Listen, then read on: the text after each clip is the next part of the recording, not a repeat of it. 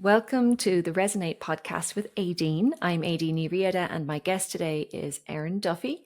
Erin is a previous guest on my podcast, and I'm so excited to have her join us again. Hi, Erin. Hello, Aideen. So good to see you. Yes, it's so good to be here. And let me tell people a little bit about you. In that first episode, and if you haven't listened to that episode, it's a great episode, and we'll probably be referring to it. But I'm going to give you Erin's updated bio. It's 2 years later, so things have evolved for you. Erin Duffy is an executive stage presence and career transformation coach with over 30 years experience in creative agency leadership and the performing arts. Through her unique coaching approach, Erin breaks down the elements of charisma, personal brand, and stage confidence, guiding her clients to connect with their true selves and project their best selves outwardly. Erin recently co-authored a number 1 best-selling book on Amazon called How to Build Empowered Partners. That's a tricky one, those two P's. How to build empowered partners to skyrocket your visibility and income for creative entrepreneurs.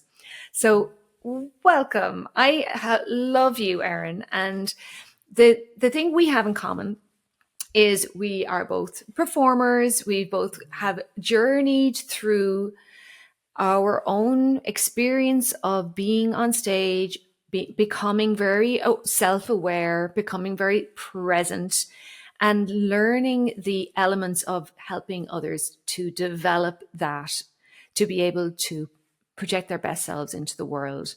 And when we first spoke, your main clients were mid-career professionals who were having doubts about what their value would be as they moved into the latter part of their career.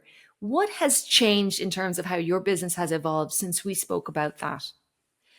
Great question, Aideen. What's fascinating is, I still am really focusing in on many of those mid-career business professionals and leaders. But what's evolved mostly is that, in my business, as you and I both being performers, there was always this aspect of executive stage presence that always there was a thread of that through all of my programs. All my programs really do start with your story and owning your story and owning your voice. And on the career side, that was really important because when you do hit that mid-career, it is about stepping back and reclaiming those parts of yourself that you may have sort of let go of or, checked at the door, or they're laying dormant.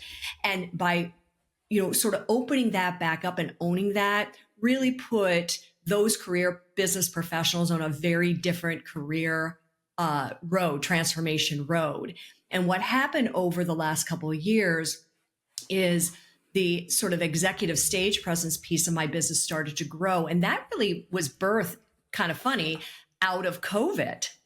And how that happened, Aideen, was, if you remember, when COVID happened in March of 2020, all of us were thrust home and we all had to be behind a camera. And I had many of my professional friends and colleagues and clients that were really disappointed, upset, couldn't wait to go back to the office. They hated the camera, especially my sort of leadership clients and colleagues, the ones who had to make deep efforts to pull their teams together and impress them and encourage them. And they were really hating doing that on the camera. And one of the statements I made very early on is that, hey, everybody get used to the camera. It's never going away. COVID has just accelerated what we all knew was coming. And what happened in my business is that people said, well, that's all fine and dandy, Erin, but how do I do that? How do I feel comfortable and confident on the camera? So I started to teach that, pulling a lot from the aspects of what I was doing in my career transformation program, to be honest with you, because it is about really getting very comfortable and confident with who you are and being able to bring that to the camera. So I started to teach that. And as COVID started to wane, that started to blossom into more this executive stage presence, which is that idea of bringing your authentic self to every room you walk into. Because to me, the stage is every room you walk into. And what was happening is I was finding people who were stepping into leadership we're being expected to just have presence. They should just be able to like get up in front of the room and feel comfortable and confident and make an impression and bring yourself there. And how many people were very uncomfortable doing that? And they would do what I think most of us do. They would fake it till they make it. Yes. Or they would steel their nerves and get through it. And I'm like, no.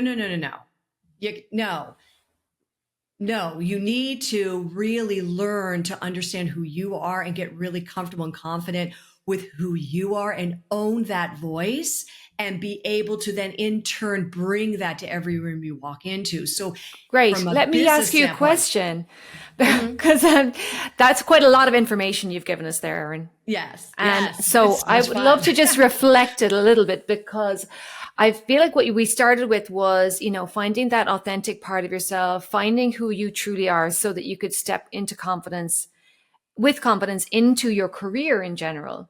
Right.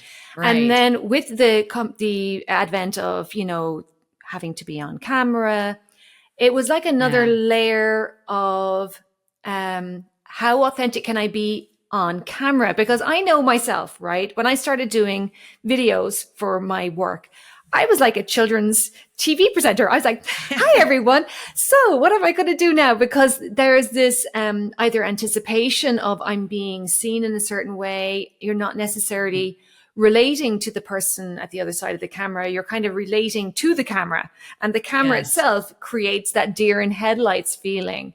So just coming back to that, like this is the crux of the problem for the people that you started working with during COVID. It was like, what does that camera do to our nervous system and why? Right. And it's such a great question, because that was the crux of the problem. People said that camera turns on and I go blank, or I stiffen up, or I don't feel like myself. I don't recognize myself. And because it was almost foreign, like there's people behind that camera, I can't really see them. And that was one of the biggest complaints I would hear. It's like, okay, I'm talking to this camera, but I don't see anybody. And I feel like I'm not making a connection. And what we end up doing is when we feel that way, we pull back. People will pull back and they will diminish themselves. And what I was teaching, and what I'm very good at, is like, no, you need to look at that camera as if that camera is a person. Stop seeing the technology, stop seeing that little hole, and start seeing who's behind that camera, whether it's a one-on-one that you might be having with a team person, or you are presenting to 500 people. You are actually looking at one person, because when you are able to see that camera as that ideal person you're trying to reach. So as a business owner, Aideen, you and I both business owners, or as a business leader, you know who you're trying to reach behind that camera. And so what I end up teaching is see that person. Who is that person? See them, physically see them. And one of the things I actually do with people to get them even comfortable is find a picture of somebody that you think you're talking to and put it right above your camera. That's a great idea. Difference. And then just imagine that behind that camera, you are actually just having a one-on-one conversation, even if it's maybe 500 people. The reason I say that is we have a lot more power on camera than you think we do.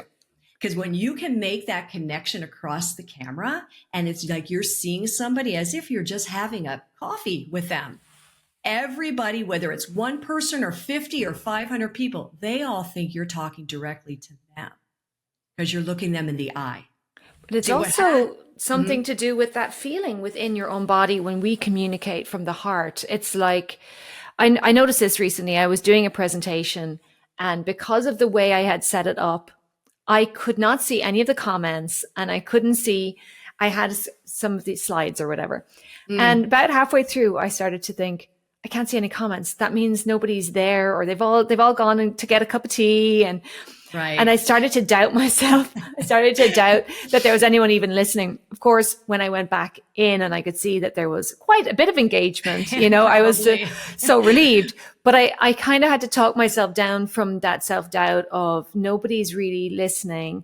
And still, even with that doubt and with that feeling of there's nothing at the other end of this, I had Mm. still had to bring what was my kind of heart. When I think that when we're Yes. speaking to someone and they're beside us, you can feel their energy. Like I feel like you can, when we walk into a room and someone's had an argument, you can feel that energy.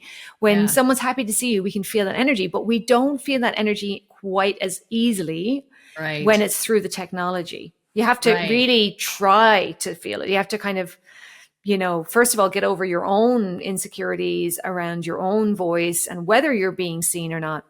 And Yeah. then sometimes you can tell. Absolutely. I mean, you hit it right on the nose. We each have to own that for ourselves. We each have to bring our full self to that camera. We need to create a 3D world in this 2D world. And that's us being present on camera. Because here's the interesting thing. When we take the lead, and I teach this to all my leaders, and I'm teaching it specifically any business professional that's a rising leader or starting a business, you need to be the voice of your business, of your team, of whatever it is for you. And you need to be always show up as that leader. And the way you do that on camera is that you are fully present. And so you are looking at that camera and you are as if you are creating the fact that these people are sitting right in front of you. Mm-hmm. And here's the interesting thing, Aideen, when you do that, it's amazing what happens to people on the other side of the camera because they feel your energy. They start to be more energized. They start to lean in more. They start to sit up a little bit more because they feel like, okay, she's there. She's present. She's real. She's listening to me. She knows I'm here. Like you're building awareness as if you are in a room. So us as leaders, if we become examples of that, we are teaching others to do the same. Mm-hmm. So we have to create it for ourselves. So I always say, be the leader that creates a 3D world in this 2D world that we live in.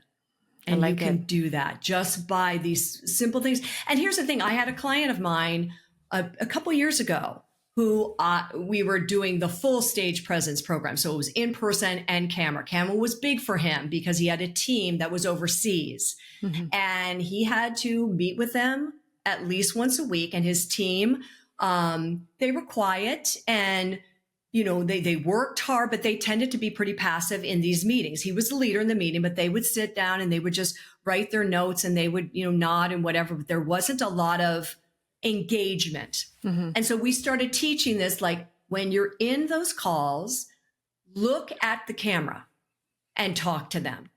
Rather than looking at the little squares, look at your camera and see what happens. Just start practicing this. No joke.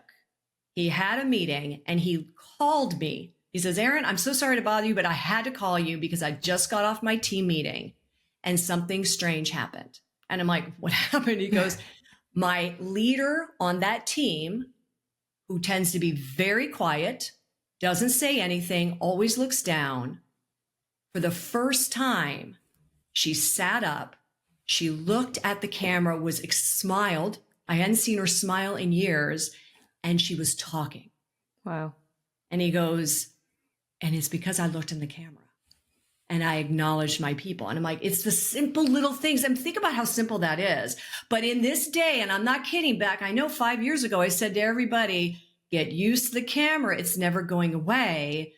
Even now that we're all going back and people are working in offices and stuff, we are living in a hybrid world and the camera is never going away. So us as leaders and business owners, entrepreneurs, it's imperative that we bring that presence to the camera and we be that leader in that space and make that difference to the people on the other side, because you will make that difference for those people. You will transform other people. What happens if you're in a meeting where maybe, you're not the top honcho, maybe your boss is there, you're there, your team is there. Can we influence the dynamics in a meeting like that on camera, even if we're kind of one of the people in between? Or maybe we're one of the people that we're just at the meeting. Can we interact in a way that will improve that connection? Absolutely. So here's the thing is that no matter where you are on the ladder, right? Your presence is important. So even if, let's say, I just have to participate in this meeting today, I'm not really supposed to say a whole lot, but I really need to listen and take notes and acknowledge whatever you have to do, but I'm not supposed to be leading the meeting. Please don't like turn your camera on and just sit back and just kind of do this. And by the way, we've all seen this. So I'm giving you examples of meetings where you could tell people are multitasking and they're somewhat checked out. Here's the thing. The camera shows everything. So you may think you can sit back in that meeting, but if you're trying to rise up the ladder and get noticed, but you're not supposed to be, engaging in this meeting, you're supposed to be listening, what have you. Those people, those leaders are watching you. They're taking notes. So even if you're in a meeting, make sure you're sitting up and you're listening and you're watching and you're nodding and you're taking notes and you're engaged, because we're in this small little rectangular box and everything is noticed. But your leaders are taking note of the people who are paying attention and the people who aren't. And So they you appreciate have that that. attention. As your client Absolutely. testifies, that smile meant the Yes. world to him. Meant the world to, absolutely. Like, it's hard to present, right? So it is. And it's like, but if you can, and again, as leaders, it is up to us. Like I was saying earlier, it is up to us to bring our presence to that camera, to that room every time, and make sure we're engaging with our people. But also us who are watching our leaders, it's also important for us saying, oh yeah, this meeting's coming up. I have an hour for this meeting. I need to be fully present in this meeting. I need to make sure I am taking the notes and I'm nodding and I'm smiling or whatever. And I'm not talking about fake smiling. I'm talking about you're fully engaged in that meeting and you are smiling because you get their point. Whatever it is, because again, they're taking note of that. But also, if we're going to meetings, why are we not 100% present? Why are we multitasking? If you have a meeting, because here's the thing, if you were in a conference room, if you were sitting in a conference room, you can't quite get away with, oh, let me check my phone right now to see if anything's going on Facebook. Like you couldn't get away with that, right? Because people would notice that. Bring that same level of presence to this virtual room. It will make a whole difference for you in your career. And especially if you're a rising leader, this is imperative for you. Absolutely. I have this theory, especially nowadays with so much going on in the world that we do not want to see a lot of, strife and discord and conflict, that, regular, ordinary people need to find ways to feel confident enough to speak out. And in that way, I feel like we're being called to be a leader in conversations, a leader amongst our friends, a leader with our own small business. And do you have any tips for somebody who maybe isn't speaking up in situations? Because I know that in the business world, yes, there are the KPIs. There's, we have to do this because of the bottom line for, money. But there are other instances where there is high stakes. There's high stakes, when someone is maybe a vulnerable person and you want to defend them. Now, I know that this isn't quite your area that you work in, but I bet you would have some great advice around this topic too, if you don't mind touching on it a little. Well, I think, one of the things, especially when I'm working with, I have one of the areas that I really focus in on is the presence, is this executive presence in career. And what I mean by that is I have a lot of people who are those rising leaders and they see that they know where they want their career to go, but also see the piece that's missing is their presence, that they don't feel as comfortable in their voice. They don't feel as comfortable, to step up and say what they want to say. And they know that may be what's holding them back from rising up. So that is a really good area for me because that's that mix of that career and that, executive self-belief. presence. Absolutely. And that's what it comes down to. And so one of the things is really getting in touch with really what's important to you. truly understanding what you stand for, what you value, what is most important to you, understanding you first before your company, before your organization, really getting clear on what you stand for and becoming very comfortable with that. Sometimes we lose sight with that. So that to me is one of those key things that I believe is very important, especially as we are climbing up that ladder and being expected to show up. You kind of want to show up in who you are. It's your turn to really step up and be 100% yourself rather than comparing yourself to somebody else. You want to be you. And that, by the way, is what your company wants. So they are fully looking for you to be fully present. And then really taking those moments of, if you're wondering about something or you're questioning something, is using that voice to then talk to your reported manager, whoever that is, right? Really don't go above, unless in some situations that is called for, but in the conversation we're having, it's not. It's really, when can you learn to start using your voice in a leadership way? Start with that layer, that next layer, which is your manager, is your boss. And if there's something that you're passionate about or something that, you're not feeling so good about, test that conversation out with them. Start to practice that voice of yours, that leadership voice of yours with your manager. Can you give an example of what kind of topics people need to bring?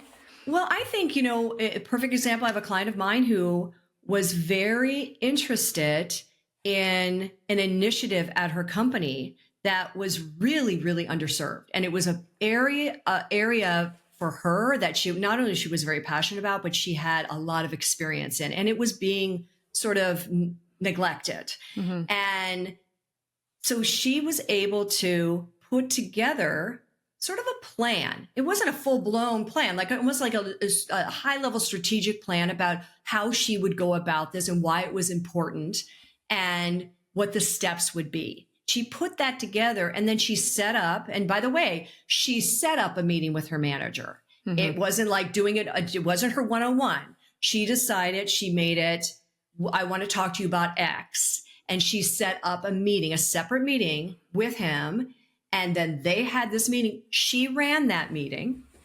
She was prepared for that meeting. And the wonderful thing about that was, when he heard it, was impressed with the fact that she took her own initiative to do this. It wasn't like somebody asked her to. She saw the problem, saw the solution, had a passion for it, and then just, what it was, she led it, even though she's a subordinate, right? I mean, yes. She's like, and she, by the way, she already had a full-time job. Like, it wasn't like she had the bandwidth, but she was able to carve out, she even figured out how much time she could carve out of her time to actually deal with this initiative. And she presented it well. He thought it was great. He had actually rose it up to the next level. And they said, yeah, let's go for it. Let's give it a 3-month trial. But what it takes there, Aideen, it's really that, one, she did that work on understanding what mattered to her most, what her purpose was, why she is at this company, what she values the most. And here was the thing. There was a really good chance that they would have said, you know what? No, we don't believe in this. Forget it. Great idea, but no. And it would have given her a little bit more insight too about her career. Like, is this the place I want to be at? Yes. How much do I want to invest? Here. If this is what they are, focus is. Absolutely. Yeah. And see, so she owned that. And I always tell people, you need to own your career. No company owns your career. You get to define, especially as you're rising up. Now, as you're a mid-career and you're rising up in leadership, you get to figure out what you align with, what's important to you, what you value the most, where you want to make a difference. And when you get a clear picture of that, it makes those next step much easier because you're leading it. They're not driving it. You are. So what I'm hearing here is that leadership, because here's the thing. When I think of leadership, I think of the person in charge. Right. But what you're saying is leadership is basically taking initiative on something that matters to you. Absolutely. Yeah. I mean, you know what I love? We're all leaders. Every single person is a leader. You get to show up as a leader in your career every single day. And by the way, it's just so you know, you can be a leader. People think leader means you have to manage people. And that is so not true. And it's amazing how many clients I've worked with who think, well, I need to manage people in order for someday to be a leader. I'm like, and then you look at this person's career throughout every single stage of her career, she has been a leader. I mean, she led this initiative. She took over that. But she never saw herself as a leader because she wasn't managing people. Okay. And I'm like, you are a true, look at all these incredible leadership qualities you have. She never saw them as leadership qualities. Didn't understand it because the definition in many of our minds is, well, I don't manage people, so I'm not a leader. No, you are a leader. And when we are able to own that, when we are able to own, I'm a leader of my career, it makes such a difference because it puts you in the driver's seat. You are in control, not somebody else. And in essence, we each are kind of living out our lives as if we are the leading lady of our lives. There you go. Yes. So we got to step into that a little more. Yes, you're right. And it's interesting, Aideen. I love that you said leading lady because you and I both being performers, we remember throughout our theater career and as a singing career, when you look at the stepping stones that we both did and in becoming a leading lady, that was us doing that. When you think about it, like no one was taking care of that for me. And you're probably the same way. It was like we were choosing the opportunities that gave us the possibility of finally one day being the leading lady in a show. You know, our careers are the same way. You get to define your career and the type of career you want to have by showing up as a leader in your career, for sure. It's so interesting. I love the idea that it's about initiating or just taking those opportunities. Sometimes it's not even that you've come up with something brand new. It's about being able to say, hands up, that's something I would like to do at a meeting. Yeah. And you find your clients sometimes have difficulty being completely kind of maybe confident in saying that sometimes too. Oh, absolutely. Yeah. I mean, people like, well, I don't know if I'm the right person for it. And it's like, well, the first question is, well, what evidence shows that you're not the right person? And it's interesting. There's usually no evidence. It's the mind games we play ourselves. Well, I don't have the experience. I haven't done enough. I haven't been here long enough. There's these things that go on in our mind that we kind of put there ourselves. But when you're able to look at something, if you're excited about it and you have incredible passion about it and you really want to do it, there's absolutely no reason why you can't ask for it. But it's understanding that and coming from that lens, like what about this excites you?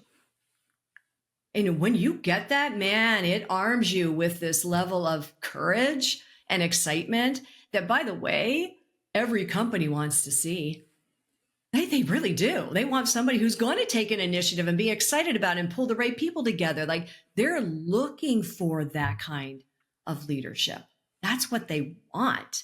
So sometimes it's just a matter of just kind of getting out of our own way. And sometimes it is the little voices in our head that tell us, well, you're not the right person for this. I've heard some interesting research that said that that there is a difference between men and women, that women will apply for a new role that they feel 100% qualified for, whereas a man will apply for a new role if he's 60% qualified. Absolutely. Yep. So you've noticed that with clients? And that's an actual true statistic. It's very interesting. And by the way, Aideen, I would say if you were talking to me in the 2000s, 2000s and the 2010s, I would have said the same thing. I'd love to do that job. Oh, but I don't have this. And right away you're like, I can't do the job. We're like, and most women I know would tell you the same thing. Because there's that idea of perfection, that we're not good enough kind of thing. And it's like, no. And that's why I always talk to my clients about those ideas of your transferable skills. That's one of those big pieces too. When you're at that mid-career and you've had all this experience and you're ready to step into that next amazing phase, it's really looking at all of your experiences and your wisdom, your skills, and seeing how much of it's transferable. That's the most important piece, because many things can be taught. Many things can be taught, but those skills that you have, a lot of that emotional intelligence sort of skills that you have, that wisdom, man, that stuff is gold. And when we can own that and walk into a room and say, I want this job. I'm the right person for this job, and bring that. This is why I'm the right person for the job. I may not have these two things over here, but I know I can learn these, because look at my resume or look at my experience. I have shown time and time again that I have learned very quickly throughout my entire career. This is why our history is so important. This is why our story is so important. And it's really about, we need to own it first and really believe it and be comfortable with it before we start expressing it out, because we have to believe it first, without just, I can do that kind of thing. But when you truly believe it, you show up with a very different voice, a more confident voice, a more excited voice. And that's what companies are looking for.